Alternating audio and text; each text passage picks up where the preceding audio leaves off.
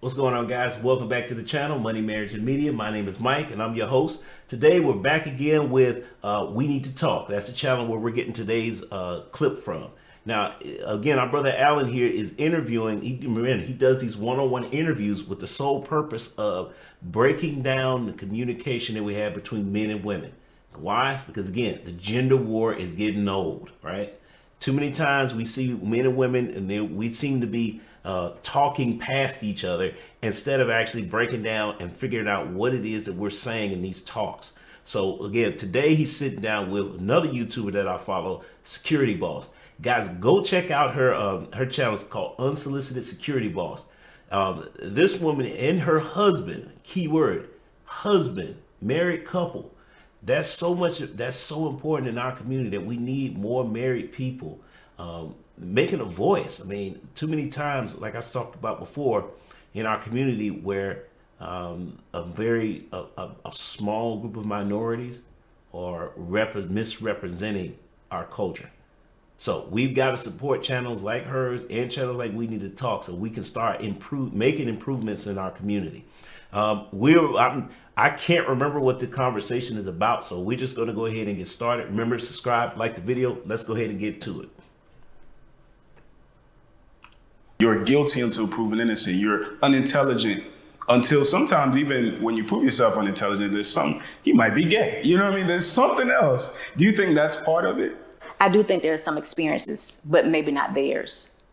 I think that's one of those things that strong woman had to do, them adapting to the man not being there or either to the abuse that they did. Now, this is a real thing. Y'all do know that in past, there has been some men that have been very violent to women. Sometimes in marriage relationships that were not good. So I do think some people have seen some terrible things, and it's just been carried on. And I think if you give a certain amount of people a voice, it is very contagious. And I think that's what's happened. I also think that sometimes these experiences are not all of theirs.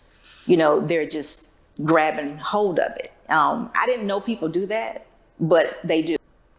Yeah, so there is a lot of evidence in this in our community. In particular, this is how negative stereotypes get perpetuated. Again, this is one of those topics where the gender war is dumb. It's like a lot of times both men and women will bring up these things of the past and just insinuate or assume that they're still happening today, even though we have statistical data out there that disproves it. Why? Because, my mom and my auntie went through this, so it's still true today. And, it's, again, high level conversations going on. Let's keep it going. Just to fit in. They'll get on that same, women do this more. My husband had to enlighten me about that. My story may not be bad at all. I could have been just my daddy cheated. But if that's not enough, I may hear my other girlfriend's story of her daddy cheated and did some things more. And now that has become my story. And so I just adapted to whatever I was hearing, the young ladies I was with or what have you. And it now became who I am. And then if I kept telling myself the same thing, now that's what I think. Because, we are what we think. And we keep thinking about these negative things. That's who it is. And when I see a good man, because no one's perfect, I'm not going to identify with it. Because at this point, I want you all to be perfect. I can't identify with anything that you do wrong. Because if you do wrong, it'll be like, I knew you was going to do it. I knew it was coming. Yeah. And then a big one is leaving. A lot of times I hear in arguments, they walk out, not to leave, but they do leave temporarily. Even in the midst of an argument, they may walk out. And I understand that they do have to walk out sometimes just to, bring the tension down. But that is one of the major fear. It was even a major fear of mine that my husband wouldn't be in the marriage. A woman needs to have that stability and satisfaction of knowing that man's going to be there even when it's tough. She just broke that all the way down. This is why I follow her, because of conversations like this.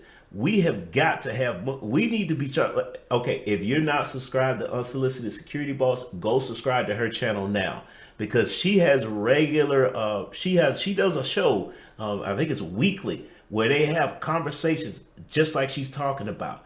You see, there wasn't a lot of time wasted in there. Why? Because you get the benefit of her wisdom. This is why it's so important that we promote channels like hers, we promote married couples. Why? Because again, they come with wisdom and they're able to break these things down. But most importantly, if you notice, she also yielded to the wisdom of her husband. She didn't know something and her husband had to school her on it. Not afraid to show the fact that, hey, I don't know everything, and some things my husband is actually teaching me on.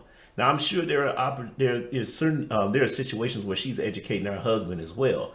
But again, we've got that partnership going on where they're teaching each other things. Very good stuff going on here. And if you don't do that, if that's not one of the first things you do for your foundation, then the relationship probably won't work, because she's always got a fear that that man's gonna leave. You won't get that total submission. The man won't get what he needs to have. But if he can work through that part where he can make sure that that woman understands that I'm going to be there, I'm not leaving, no matter how hard we fight. I mean, not literally fight, but argue. I'm going to be there. If he can make her understand that and she's trusting in that, you can build on it. It's there. So to elaborate on that, like, what do you think, in your experience? USA Today raves Amsterdam is a whimsical whodunit. Forbes declares as an all-star delight. Christian Bale. Black men who are interested in partnering with Black women, where we haven't divested or whatever, even if we've had bad experiences, what can we do to navigate that trauma that a lot of Black women are coming with and add that sense of reassurance? Well, before you even marry this person, we need to have real hard conversations, because things are different now. When me and my husband got married, we was just in love. We loved each other. We were doing wrong things and needed to get married. We got married within 6 months because we wouldn't go sleep together. We just wouldn't go do it. We were doing it, but we felt so convicted. So we had to learn a lot of things along the way. But now you have people like myself and others telling you that these conversations need to be had. So you need to bring out those traumas. We need to talk about those traumas. What happened to you when you were younger? Anything, how's your dad? How's your mom? How was the relationship? If you can't obviously see it, if they're not there, you want to have the conversations to find out what. High level conversations. And you see how she's getting directly to the point. It's not a long drawn out answer. He's not having to pull. It's not like Alan's pulling teeth to get her to talk about these things. Why? Because her and her husband have open communication and they regularly talk about these things. It wouldn't surprise me that if that she has kids and they've already, like, her and her husband have been through these kind of things before. Again, benefits of marriage. Why? Because we already know from the data. The data's in the best environment to raise a kid or raise children in, two-parent household bonded by marriage. So again, you've got the benefit of a married woman. She might know something about relationships. Let's keep it going. This is awesome. What the relationships are like. And if it's any toxicity in it, you need to say, listen, I want to be with you, but we're going to have to divest ourselves away from that toxicity. Even if it means we got to pull back for the next 3 years and just concentrate on what me and you want or how we want our family to be, that's what we need to do. And then you can identify the traumas and y'all can work your way through it, only if she's willing. If she's not willing to have those conversations, those hard conversations, and you too willing to actually express those real vulnerable moments. I'm saying vulnerable, but you have to decide what it is because you're a man. Then if both parties are willing, then you go ahead and do it. But if not, you'll have a tough time in a marriage because it's gonna love reveals all these things. So in time, it's gonna come out if it's genuine. So that's what you have to get to. So even if it doesn't come out initially, if you have two willing participants, it will come out. And then, it may be designed to be that way because that tough stuff may need to be 3 or 4 years later, those real traumas that were not her fault, that somebody took advantage of her, not the bad relationships, but deeper things. So, a conversation that's often had in barbershops, now it's on YouTube, is this idea that women do not police other women. Women don't call other women out on their BS. A lot of Okay, I can already tell where that question is going to go.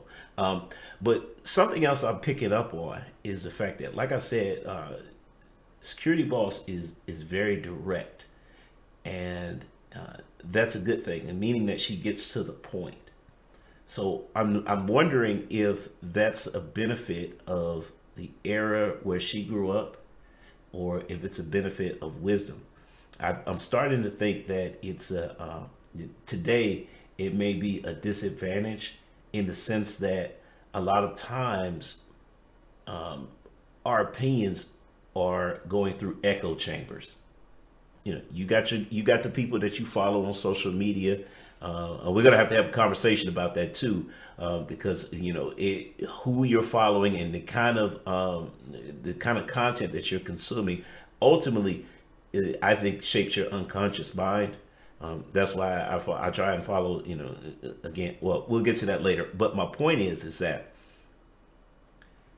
if you're constantly surrounded by echo chambers, the conversation that she just was talking about, how we're going to address these traumas, you may not be willing to have it because, well, you know, you've been in an echo chamber for so long, you just deem it as not worth your time to talk to somebody who thinks differently from you.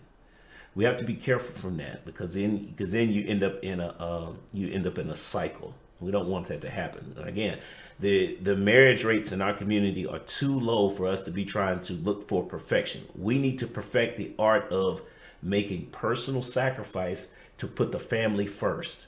So, but let's keep it going. We're not going to do this for much longer because, like I say, I already follow Security Boss. My suggestion is that you start doing it too. Also, we need to talk. We need to go. But we're going to keep it moving, though. Let's keep the conversation going.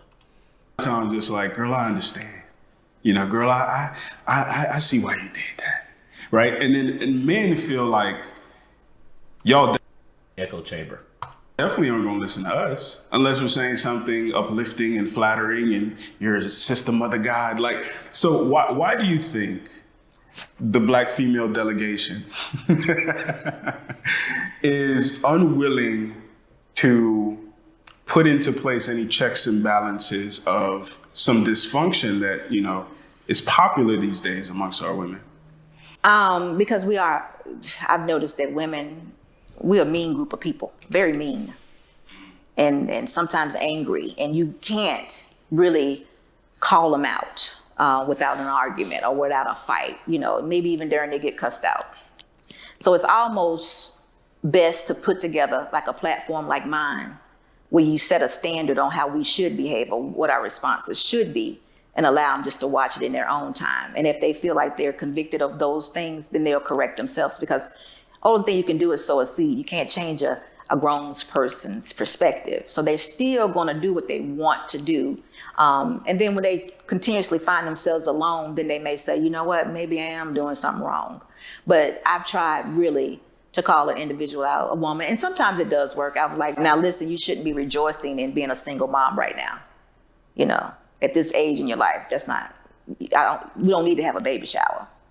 You know, this is not something, you know, and you said the dad's not here. No, this is not acute. This is going to be hard. Have you thought about the other side?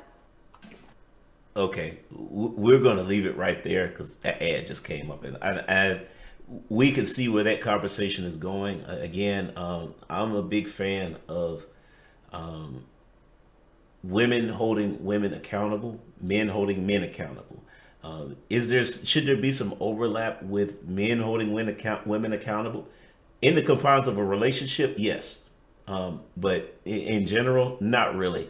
It's up for the personal opinion. It's up for the women to teach other women. It's just women know how to talk to each other better than men know how to talk to each other. Again, that's why we have this gender war thing going on, because we're stuck in our proverbial corners and we're not willing to see the other person's side, so we end up just butting heads.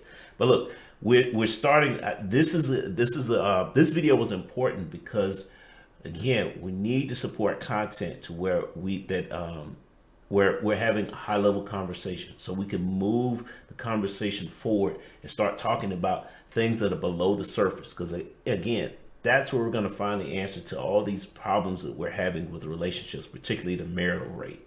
So we're going to leave it here, and I'm going to say goes to the next time. Again, go back and follow those channels, like and subscribe to this channel. We got more content coming. All right now.